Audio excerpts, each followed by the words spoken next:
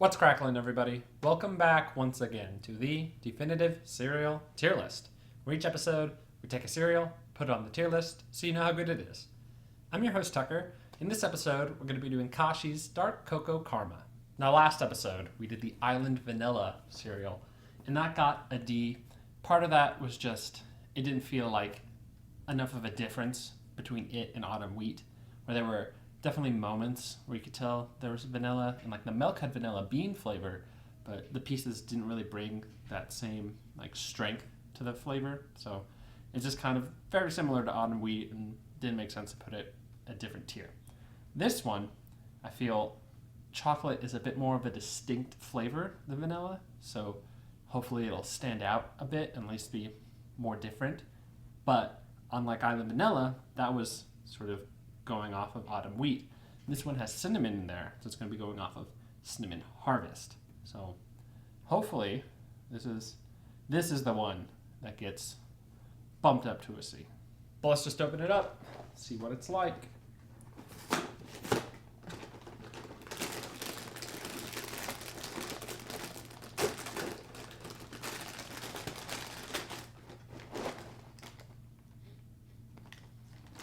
Okay. Getting a mix of cinnamon, bit of chocolate, and that wheat. So kind of an interesting scent.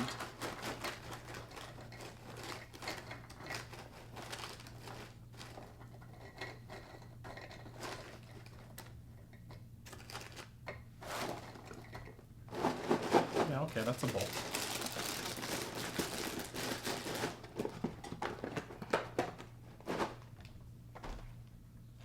So looking at the pieces here, this does seem to be more like Cinnamon Harvest, where you can sort of see coating on the inside and not necessarily as much on the outside.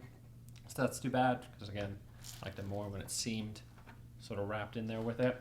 But maybe the chocolate will be strong enough to sort of make up for that.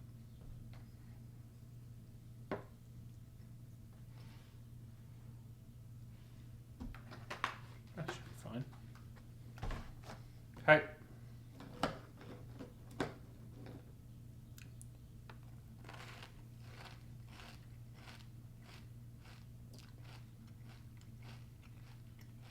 Okay.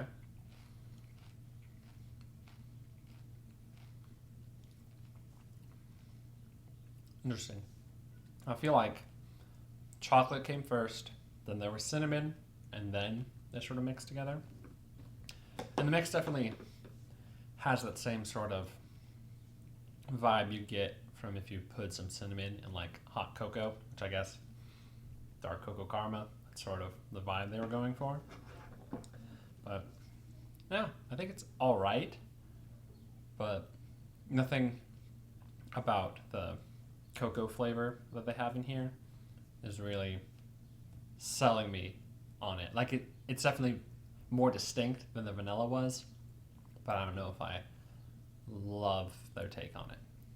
Okay, so I just found this piece, which makes it very clear, only on the inside is the flavoring. So I can't confirm the Autumn Wheat was sort of baked into it, but this one I can 100% now confirm, just flavor on the inside.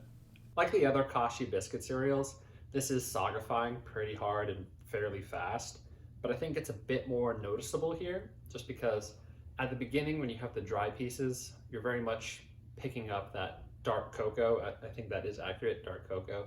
You're getting that flavor a lot, but as it's absorbing the milk, the wheat flavor takes over a bit.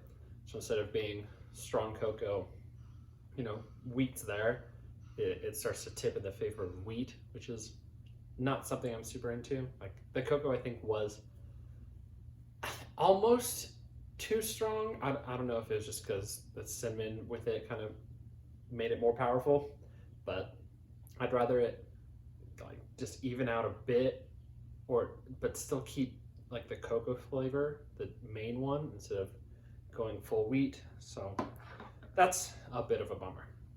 It seems like the milk is picking up a lot of the chocolate flavor, but let's test it to find out for sure.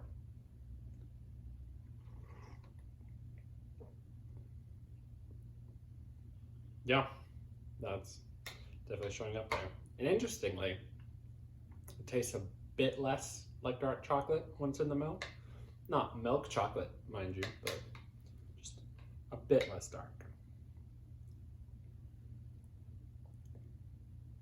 Yeah, it's not bad. It's definitely not sort of the sweet chocolate of something like, Cocoa Puffs, Cocoa Pebbles, something like that.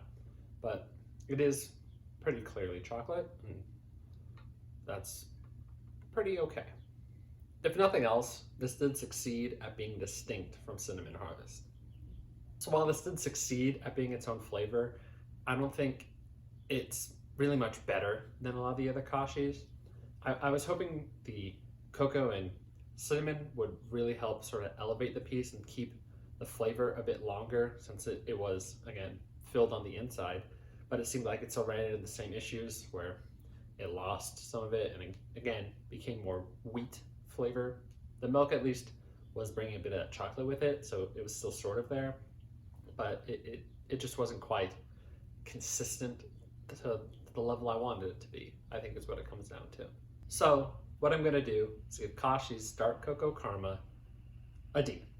Same rank as all the other Kashis, I guess more specifically also the Kashi biscuit cereals, but I don't think this is really better than any of the others in any way. Like I think Autumn Wheat is one of the top ones because it did a much better job of having that flavor consistent the entire time, which again, this one did not really succeed at doing.